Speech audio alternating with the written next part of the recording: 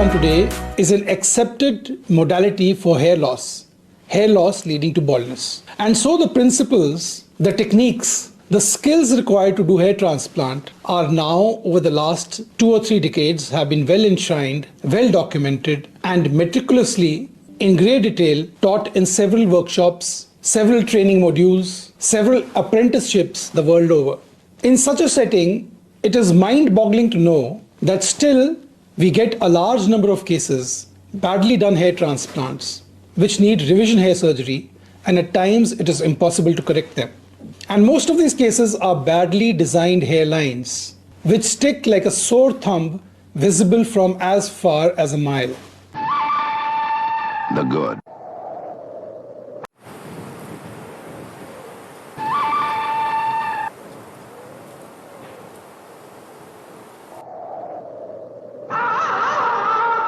The bad.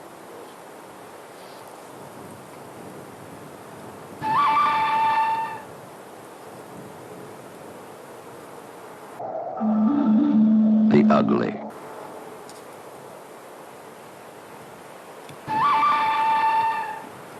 And I often wonder, with so many research tools available today, how patients select such centers and how these clinics continue to thrive in spite of giving such shoddy results case after case. Most likely these are high volume clinics in which cases have been booked, but the staff is either untrained or on the day of the procedure, a staff member who's clueless about hair transplant, who's clueless about how hairlines should be designed, how hairlines are different for men and women, ends up doing the procedure.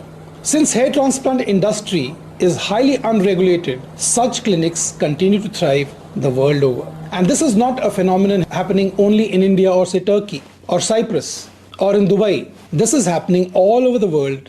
Even in Western countries, patients are routinely, even today, getting shoddy hair transplants. Now let's compare these two cases, similar in nature, similar in level of baldness, both cases of traction alopecia, Sikh pattern traction alopecia.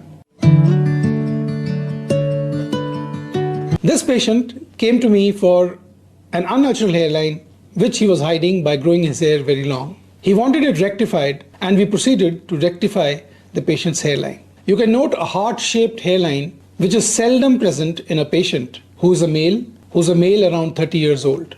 A similar patient who came to me some years back with Sikh pattern traction alopecia, area of baldness almost similar like the patient I showed you before, and in whom we gave a hairline which is a classic male pattern hairline, a hairline which appeals to the eye, a hairline which the patient likes, a satisfactory result with satisfactory density for Sikh pattern traction alopecia.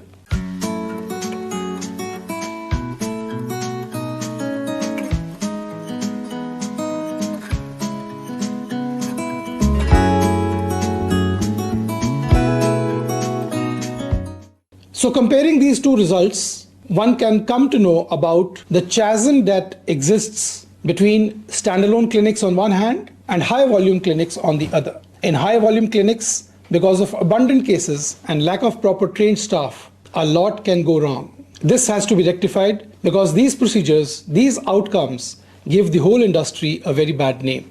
A hair transplant, needless to say, is a surgical procedure. It is meticulously planned and painstakingly delivered by a well-trained hair transplant surgeon and his qualified team of hair technicians or hair transplant nurses. Staff which is well versed in the technique of hair transplant surgery, not itinerant fly-by-night operators, technicians of doubtful training. Remember in the end that for the hair transplant clinic, it might be one of several procedures, but for the patient who has reposed his trust in the clinic, it is his first procedure, his best chance in getting a safe and effective procedure, a natural procedure, a procedure without depleting overly his donor resources. A good hair transplant result is what he seeks because he has paid for it, and more because he's put his trust, his undying trust in the doctor who's going to do his hair transplant.